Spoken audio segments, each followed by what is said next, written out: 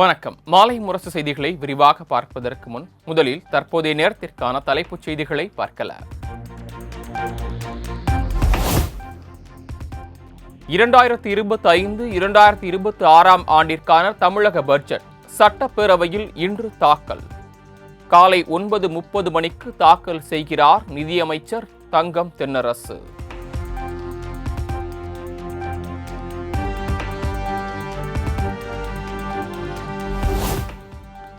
மகளிர் உரிமை தொகை உயர்வு, மகளிர் விடியல் பேருந்து எண்ணிக்கை அதிகரிப்பு உள்ளிட்ட முக்கிய அறிவிப்புகள் வெளியாகலாம் என எதிர்பார்ப்பு.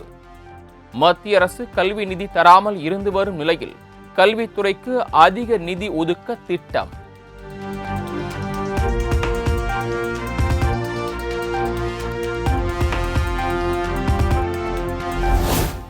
சமூகத்தின் அனைத்து தரப்பினரும் பயன்பெறும் வகையில் தமிழ்நாடு பட்ஜெட் இருக்கும் என முதலமைச்சர் மு.க.ஸ்டாலின் நம்பிக்கை. தமிழ்நாட்டின் பரவலான வளர்ச்சியை பட்ஜெட் உறுதி செய்திடும் என தனது எக்ஸ் தளத்தில் வீடியோ பதிவு.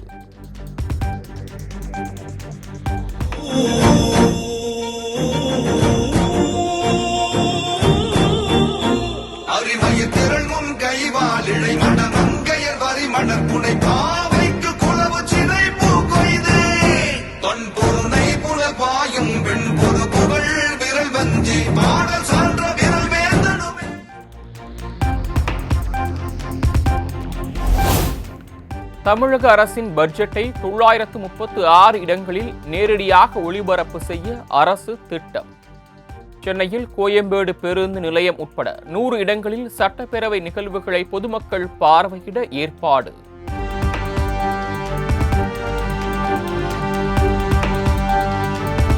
தமிழக பட்ஜெட் தாக்கல் செய்யப்பட உள்ள நிலையில் ₹1 வரவு செலவு முழு விவரம் வெளியீடு.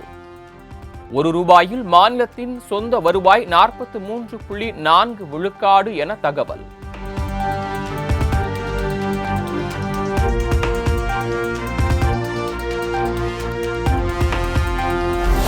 மாநில திட்டக்குழுவின் சார்பில் தயாரிக்கப்பட்ட ஆய்வறிக்கையை வெளியிட்டார் முதலமைச்சர் மு.க.ஸ்டாலின். இன்று பட்ஜெட் தாக்கலின் போது பொருளாதார ஆய்வறிக்கை தாக்கல் செய்யப்படும் என தகவல்.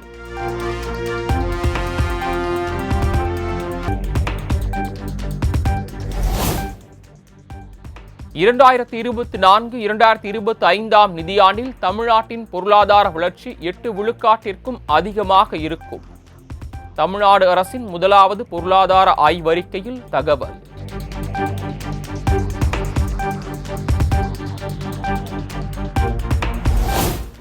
தமிழ்நாட்டில் தனிநபர் வருமான அளவு தேசிய அளவில் இருப்பதை விட 1.64 மடங்கு அதிகம் என ஆய்வறிக்கையில் தகவல்.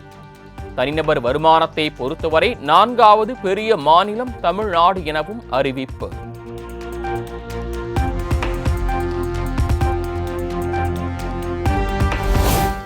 மொழி சர்ச்சை நீடிக்கும் நிலையில் தமிழ் எழுத்தை முதன்மைப்படுத்தி பட்ஜெட் இலச்சினை வெளியீடு. ரூபாய்க்காக பயன்படுத்தப்படும் வழக்கமான குறியீட்டை தவிர்த்து ரூ என்ற தமிழ் எழுத்துடன் பட்ஜெட் லோகோ.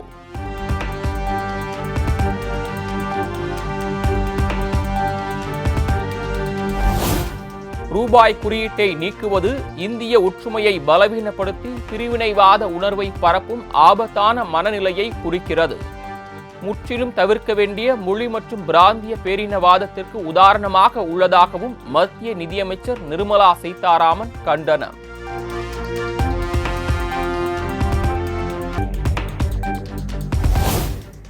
மாநில பட்ஜெட் ஆவணங்களில் ரூபாய் குறியீட்டை குறிக்கும் தேசிய சின்னத்தை நீக்குவது தேசிய ஒற்றுமை உறுதிப்பாட்டை பலவீனப்படுத்துவதாக நிர்மலா சீதாராமன் கருத்து.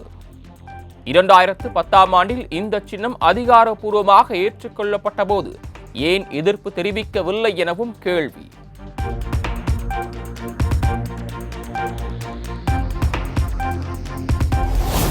தமிழக அரசின் பட்ஜெட் இலச்சினையில் ரூபாய் குறியீடு மாற்றப்பட்டதற்கு மாநில பாஜக தலைவர் அண்ணாமலை கண்டனம். ஒரு தமிழரால் வடிவமைக்கப்பட்ட குறியீடு மாற்றம் செய்யப்பட்டுள்ளதாகவும் பதிவு.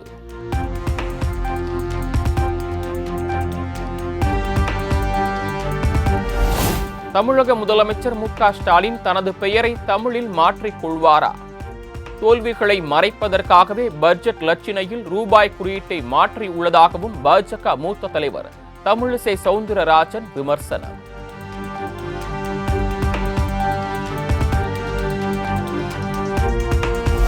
ரூபாய்க்கான குறியீட்டை மாற்றுவதால் யாருக்கு என்ன பயன் என அதிமுக முன்னாள் அமைச்சர் ஜெயக்குமார் கேள்வி. பட்ஜெட்டில் சொத்து வரி, மின்சார கட்டணத்தை குறைத்தால் பொதுமக்களுக்கு உபயோகமாக இருக்கும் எனவும் கருத்து. வயிறு ரொம்பிடுமா? ஏழைங்க வயிறு ரொம்பிடுமா? நம்ம ஏமாத்துற வேலை. தமிழை வைத்து வியாபாரம் செய்து அதனால உங்களுக்கு என்ன பிரயோஜனம் கேக்குற? போட்டு என்ன பிரயோஜனம் உங்களுக்கு?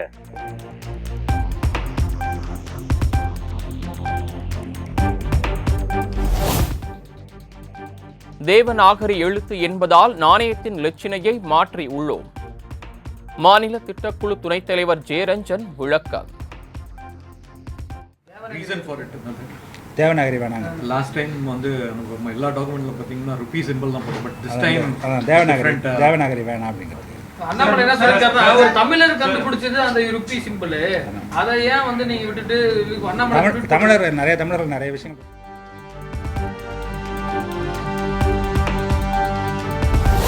முதலமைச்சர் மு.க. ஸ்டாலின் தலைமையில் இன்று திமுக சட்டமன்ற உறுப்பினர்கள் கூட்டம். சென்னை அண்ணா அறிவாலயத்தில் மாலை 6:30 மணிக்கு நடைபெறும் என அறிவிப்பு.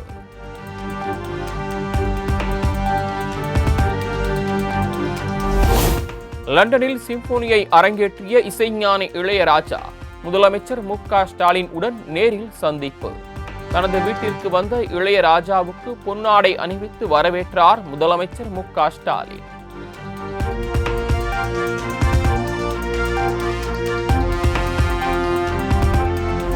இசைஞானி இளையராஜாவின் அரை நூற்றாண்டு கால திரை இசை பயணத்தை அரசு சார்பில் கொண்டாடுவோம். ரசிகர்களின் பங்களிப்புடன் விழா சிறக்கும் என்றும் முதலமைச்சர் மு.க. ஸ்டாலின் நிகழ்ச்சி பதிவு.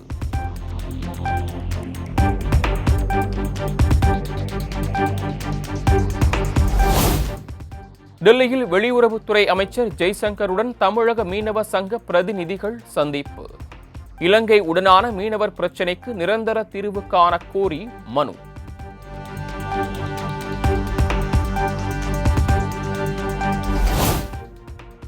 இந்தியா இலங்கை மீனவர்களின் கூட்டு பேச்சுவார்த்தைக்கு மத்திய அரசு தயாராக உள்ளது.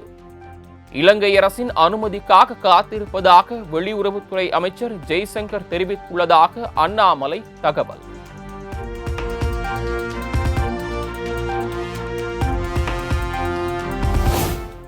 இலங்கையில் புதிய அரசு ஆட்சிக்கு வந்த பிறகுதான் மீனவர்களின் கைது அதிகரித்துள்ளது. புதிய அரசு ஆழ்கடலில் ரோந்தை அதிகரித்துள்ளதாகவும் அண்ணாமலை குற்றச்சாட்டு.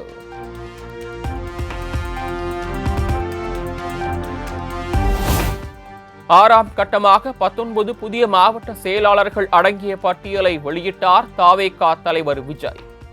புதிய நிர்வாகிகளுக்கு அனைவரும் முழு ஒத்துழைப்பு வழங்க வேண்டுமென அறிவுரை.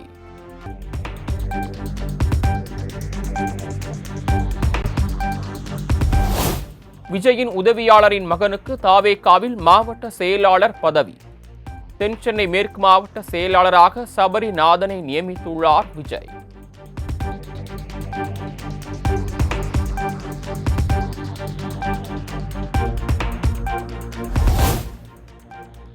சென்னை பனையூரில் உதவி கேட்டு வந்த பெண்ணை விஜய் சந்திக்கவில்லை என புகார். செய்தியாளர்களின் சந்திப்பின் போது பாதிக்கப்பட்ட பெண்ணை பேச விடாமல் தவேகா தொண்டர்கள் முழக்கமிட்டதால் பரபரப்பு.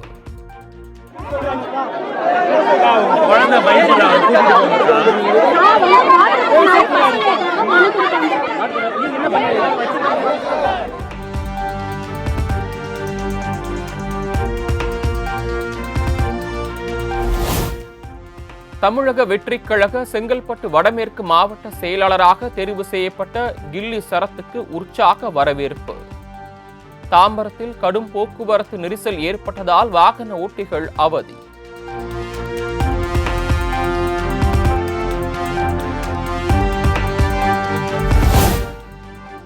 பிணைய பத்திரங்கள் வரும் 18ஆம் தேதி ஏலம் மூலம் விற்பனை.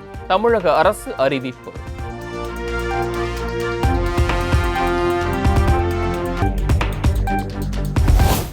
அமைச்சர் செந்தில் பாலாஜிக்கு எதிரான வழக்கில் கூடுதல் குற்றப்பத்திரிகைகளை ஒரே வழக்கில் இணைத்து சிறப்பு நீதிமன்றம் பிறப்பித்த உத்தரவுக்கு தடை கோரிய மனு.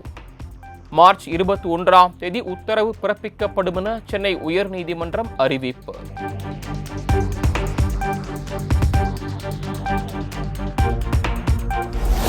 ஊட்டி கொடைக்கானலுக்கு சுற்றுலா செல்லும் வாகனங்களுக்கு சென்னை உயர்நீதிமன்றம் கட்டுப்பாடு.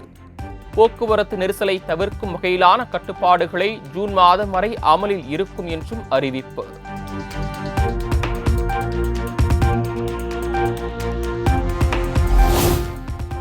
மதுரை மாட்டுத்தாவணி அருகே டைட்டில் பார்க் கட்டிடம் கட்ட தடை விதிக்க உத்தரவிடக் கோரிய மனுவை தள்ளுபடி செய்து உயர்நீதிமன்ற மதுரை கிளை உத்தரவு.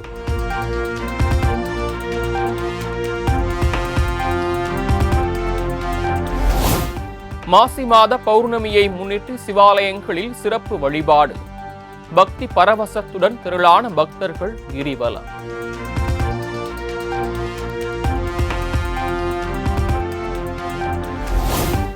சிவகங்கை மாவட்டம் காரைக்குடி அருகே 18ஆம் அடி கருப்பர் கோயிலில் 5000 பேருக்கு சுட சுட அசைவ விருந்து. ஆவி பறக்க பரிமாறப்பட்ட விருந்தை ருசி பார்க்க முண்டியடித்த பக்தர்கள்.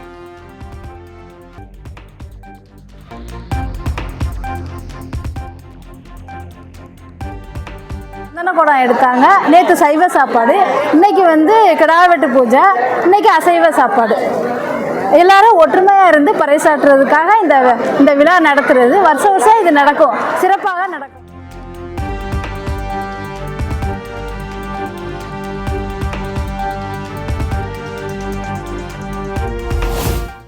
பிரதமர் மோடி கடந்த 2014இல் பதவியேற்றது முதல் 20க்கும் மேற்பட்ட நாடுகளில் உயரிய விருதுகளை பெற்றுள்ளதாக தகவல். சவுதி அரேபியா, அமெரிக்கா, தற்போது மொரீசியஸ் என பல்வேறு நாடுகள் விருதுகளை வழங்கி கௌரவிப்பு.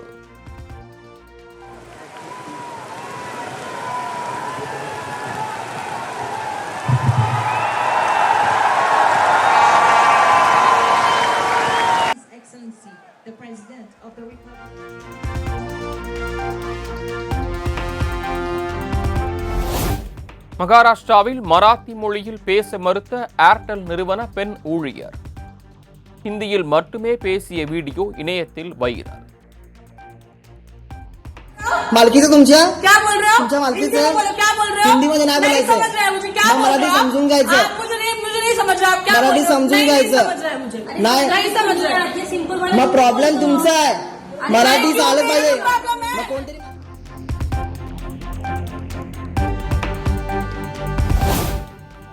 மகாராஷ்டிராவில் மாநில அரசு பணித் தேர்வுகள் இனி மராத்தி மொழியிலும் நடத்தப்படும்.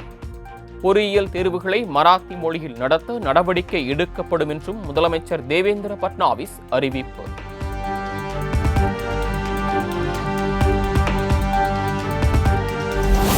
தங்க கடத்தல் விவகாரத்தில் பெங்களூருவில் நடிகை ரன்யா ராவ் வீடு உள்ளிட்ட இடங்களில் அமலாக்கத்துறை ரெய்டு. சிபிஐ பதிவு செய்த வழக்கின் அடிப்படையில் சட்டவிரோத பணப்பரிமாற்ற தடை சட்டத்தின் கீழ் நடவடிக்கை.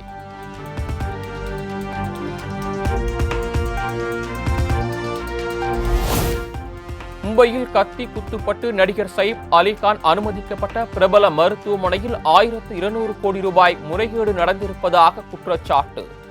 17 பேர் மீது வழக்கு பதிவு செய்யப்பட்டுள்ள நிலையில் மருத்துவமனையில் பில்லி சூனியம் நடப்பதாக கிடைத்த தகவலால் அதிர்ச்சி.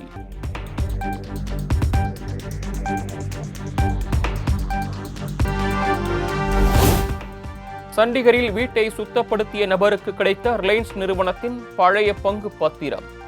இதன் தற்போதைய மதிப்பு 11 லட்சம் ரூபாய் என தகவல்.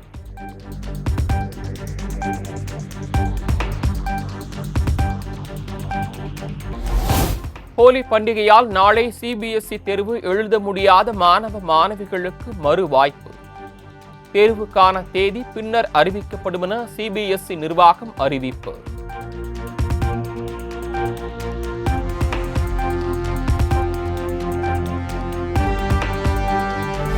விண்வெளியில் டாக்கிங் செய்யப்பட்ட செயற்கைக்கோள்களை வெற்றிகரமாக பிரித்தது இஸ்ரோ. உலகிலேயே 4வது நாடாக விண்வெளியில் நிகழ்த்தப்பட்ட சாதனையின் வீடியோ வெளியீடு.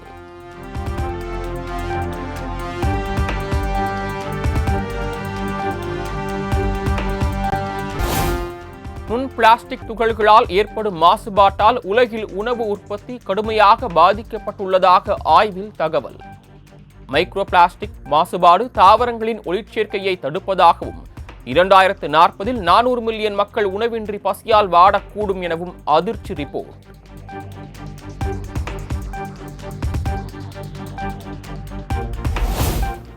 அமேசான் மழைக்காடுகளில் இருந்த ஆயிரக்கணக்கான மரங்களை வெட்டியெடுத்த பிரேசில் அரசு.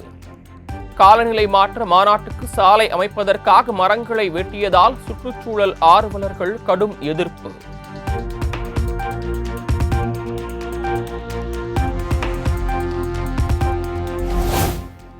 ஆஸ்திரேலியாவில் பாம்பை பயன்படுத்தி ஸ்கிப்பிங் விளையாடிய சிறுவர்கள்.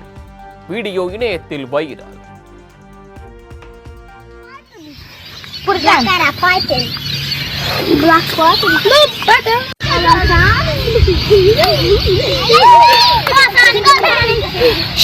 Show me what it is. It's a black and a white. It's a black white. Put it down.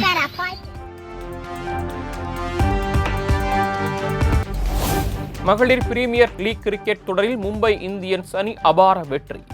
47 ரன்கள் வித்தியாசத்தில் குஜராத் ஜெயின்ஸ் அணியை வீழ்த்தி அசத்தல்.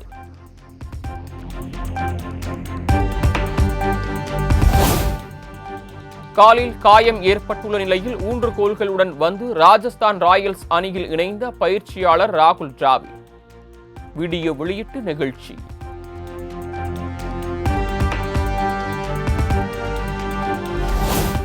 ஹாலிவுட்டில் இன்று ஒரே நாளில் வெளியாகிறது 10 திரைப்படங்கள். சிவகார்த்திகேயனின் ரஜினி முருகன், ஜெயம் ரவியின் M Kumaran son of Mahalakshmi திரைப்படங்கள் ரீ ரிலீஸ்.